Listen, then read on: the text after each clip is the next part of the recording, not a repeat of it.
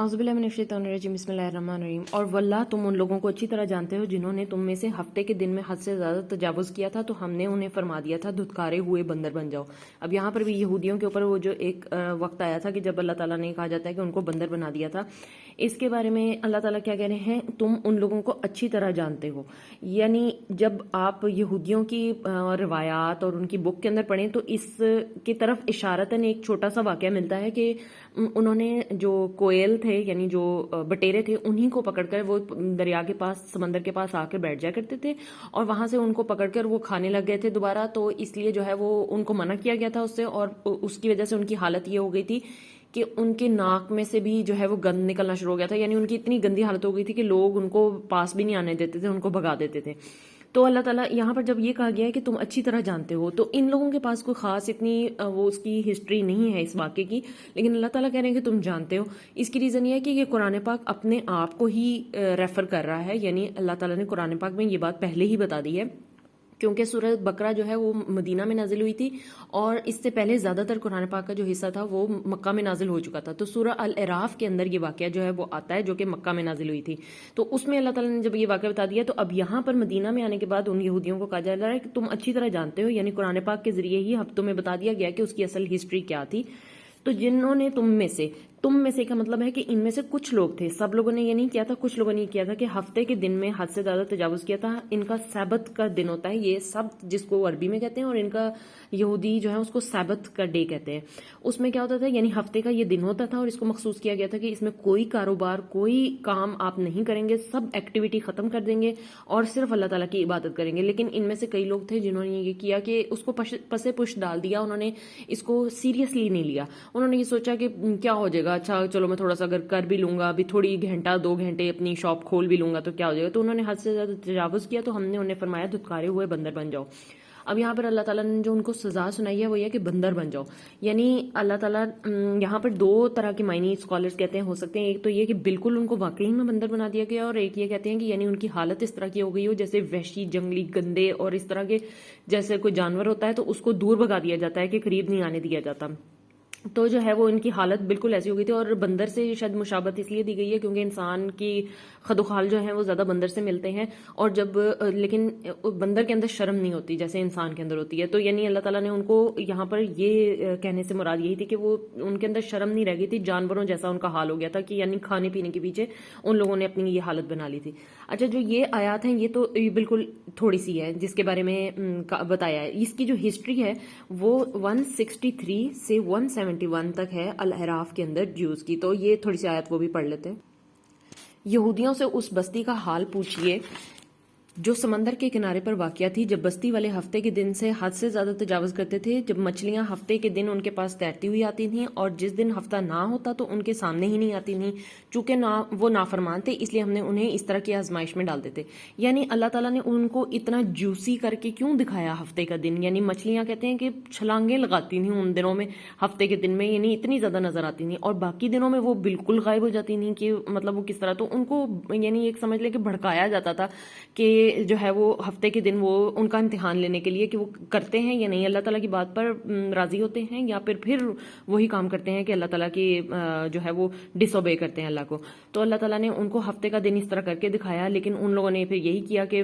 جو ہے وہ اس سے پلٹ گئے۔ تو اللہ تعالیٰ نے کہا کہ یہ اس لیے ہم نے ان کی کیوں اللہ تعالیٰ نے اس طرح کا امتحان لیا کہ مطلب ہفتے کے دن زیادہ دکھائی ہوں باقی دنوں میں نظر ہی نہیں آئی، اس لیے کیونکہ اللہ تعالیٰ آزمائش میں ڈال رہے تھے، کیونکہ وہ پہلے سے جو نافرمانیاں کر رہے تھے، یعنی اب تک وہ اتنا کچھ کر چکے تھے، اللہ میاں ان کو موقع دے دے کے بار بار آزما رہے تھے کہ کیا مطلب شاید اب یہ جو ہے وہ راہ راست پر ان کو ایک اور موقع دے دیتے ہیں۔ تو اس لیے ان کی نافرمانی صرف اس وجہ سے بندر نہیں بنا دیا کہ انہوں نے وہ گوشت نکال کر وہاں سے کھانا شروع کر دیا تھا، ان کی پہلے کی روش جو تھی اس کے مطابق۔ اور جب بستی والوں کے ایک گروہ نے کہا، اب یہاں پر لوگ گروپس میں ڈیوائیڈ ہو گئے، ایسے لوگوں کو کیوں نصیحت کرتے ہو جنہیں اللہ ہلاک کرنے والا ہے یا سخت عذاب دینے والا ہے۔ ہم مسلمانوں کے اندر سبت کا ڈے تو نہیں ہے، یعنی ہفتے کا دن تو نہیں ہے، لیکن ہمیں جمعے کا دن دیا گیا ہے، جس کے اندر جمعے کے ٹائم میں ہمیں بالکل منع ہے کہ ہم کوئی کاروبار کریں اور اس دوران جو ہے وہ ہم صرف اللہ تعالیٰ کی عبادت کریں. لیکن مسلمان بھی اب آہستہ آہستہ اسی طرف آنے شروع ہو گئے ہیں کہ اب پس پش ڈال دیا جاتا ہے اور مسجدیں بھی خالی ویران ہوتی ہیں. جمعوں کے دن بہت کم ہی مطلب جو ہے وہ اس جس طرح ہونا چاہیے کہ ہر شخص وہاں پر ہو، وہ نہیں ہوتے لوگ وہاں پر مسجدوں میں. تو جو ہے وہ آہستہ آہستہ یعنی مسلمان جو ممالک ہیں ان کے اندر اتنا نہیں ہے، باہر کے ممالک میں ذرا یہ چیز زیادہ دیکھنے میں آتی ہے کیونکہ ساتھ ذرا ان کی جابز بھی ایسی جگہوں پر ہیں جہاں پر لوگ جمعے کی پابندی نہیں کرتے، تو ان کے لیے وہاں سے نکلنا بھی مشکل ہے. لیکن یہ ان کا امتحان ہے. تو کیا ہوا کہ اللہ تعالیٰ نے کہا ہے کہ ایک گروپ وہ ہو گیا جنہوں نے یہ کہا کہ رہنے دو ان لوگوں کو جو یہ پابندی نہیں کرتے ہفتے کے دن کی، ان کو چھوڑ دو، ان پر تو اللہ کا عذاب ہی آنا ہی آنا ہے. یعنی اللہ تعالیٰ نے بتایا کہ اس طرح کے موقعوں پر کہ کسی کو گناہ کرتے ہوئے دیکھتے ہوئے لوگوں کے گروپس بن جاتے ہیں. ایک وہ ہوتا ہے جو کہتا ہے کہ چھوڑو ان کو، انہوں نے تو جہنم میں جانا ہے، اپنے آپ کو صرف بچاؤ. یہ وہ گروپ تھا. دوسرا گروپ وہ ہے جو تمہارے رب کے حضور معذرت کے لیے اور شاید یہ ڈر جائیں. یعنی وہ یہ جب وہ کہتے ہیں کہ ان کو چھوڑ دو، تم لوگ کیوں ان کو جو ہے وہ واز کرتے ہو، تو اس گروہ نے یہ کہا ہے کہ ہم کم از کم اللہ تعالیٰ کے سامنے جواب دینے کے قابل تو ہوں گے کہ ہم نے کم از کم ان کو روکا تھا. تبلیغ کا اصل مقصد یہی ہے کہ آپ نے اپنی کوشش کرنی ہے، پھر اگلے بندے کو ہدایت آتی ہے یا نہیں آتی وہ اس کا اپنا مسئلہ ہے. اور تیسری چیز یہ بھی ہے تبلیغ کی کہ آپ جج نہیں کر سکتے اگلے بندے کو. میں نے تو کہا تھا، یہ تو پھر بھی باز نہیں آیا، یہ تو واقعی جہنمی ہے. یا ہمارے دل میں یہ ہوتا ہے کہ اس نے نہیں باز آنا، یا یہ تو برا ہی ہے. یا آپ دل میں یہ رکھیں کہ کوئی پتہ نہیں کون سا سیکنڈ ہو جب اللہ تعالیٰ اس کو ہدایت دے دے. ہو سکتا ہے میرے ذریعے نہیں، کسی اور کے ذریعے دے دے. میں چاہے 5 کروڑ بار اس کو ہدایت کے لیے کہہ چکا ہوں، کسی اور کے ایک دفعہ کہنے پہ اس کو ہدایت آ جائے. تو اس لیے دل میں یہ رکھ کے کسی کے خلاف بغض نہیں رکھ کے آپ نے دعوت کرنی، یا اپنے آپ کو اچھا سمجھ کے نہیں کرنی. تو جو ہے وہ اور نہ ہی اپنے آپ کو اچھا کرنے کے لیے کرنی ہے، آپ نے صرف دوسرے کی بھلائی کے لیے دعوت دینی ہے. تو ان لوگوں نے یہ کہا کہ شاید یہ ڈر جائیں، یعنی شاید ہو سکتا ہے کہ یہ لوگ راہ راست پر آ جائیں. پھر انہوں نے اس نصیحت کو بھلا دیا جو انہیں دی گئی تھی. تو ہم نے ان لوگوں کو نجات دی جو برائی سے روکتے تھے. اب کیا ہوا ہے کہ اللہ تعالیٰ نے بتا دیا ہے کہ اگر آپ نے کسی کو برائی کرنے سے نہ روکا تو آپ بھی انہی لوگوں میں سے شامل ہو جائیں گے جن لوگوں نے برائی کی ہے. یعنی ہم اپنے ارد گرد، ہمیں اب فرعون کے پاس تو جانا بھی نہیں ہے، ہم نے تو اپنی فیملی ممبرز، اپنے ارد گرد دوستوں وغیرہ کو ہی روکنا ہے برائی سے. تو کیا ہوگا اگر ہم ان کو نہیں روکیں گے تو ہم ان کے جیسے ہی ہو جائیں گے جو برائی کر رہے ہیں. خاموش رہنے والے کو بھی برائی کہا گیا. اگر کوئی غیبت کر رہا ہے تو اس کو روکیں. اگر کوئی بری بات چغلی کر رہا ہے، کوئی جھوٹ بول رہا ہے، اس کو روکیں. اگر آپ نہیں روکیں گے تو آپ بھی انہی لوگوں میں سے شامل ہو جائیں گے، کیونکہ یہ قرآن پاک نے کہہ دیا ہے کہ جو لوگ جو ہے وہ برائی سے روکتے تھے ان کو تو ہم نے نجات دے دی، اور ہم نے ظلم کرنے والوں کو دہشت ناک عذاب میں جکڑ لیا. یعنی وہ 2 گروپ جو تھے، جو گناہ کرتے تھے اور جو گناہ سے روکتے نہیں تھے، ان کو اللہ تعالیٰ نے ایک ہی کر دیا. حالانکہ وہ تو کر بھی نہیں رہے تھے، وہ تو کہہ رہے تھے خود ہی اپنا انجام دیکھیں گے، لیکن اللہ تعالیٰ نے ان گروپس کو ایک کر دیا اس لیے کہ وہ نافرمانی کا ارتکاب کیا کرتے تھے. اور جب انہوں نے اس کام کو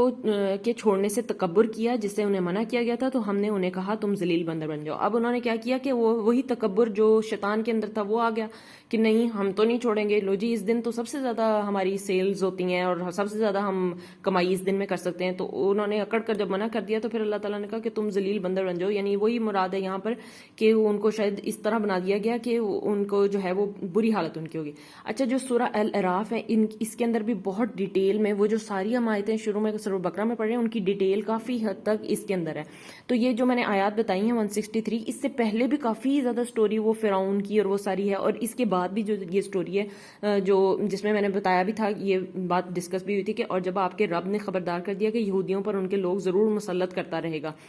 تو یہ ساری جو ہے وہ یہ بھی یہاں پر ہسٹری ان کی ہے کہ اگر کوئی پڑھنا چاہے تو سورہ الاعراف میں جو ہے وہ آیت تقریباً 130 سے لے کر آپ آگے تک پڑھ سکتے ہیں. تو بلکہ 100 سے پڑھ لیں تاکہ آپ کو پوری ڈیٹیل جو ہے وہ دیکھنے کے لیے وہ صحیح رہے گی پھر.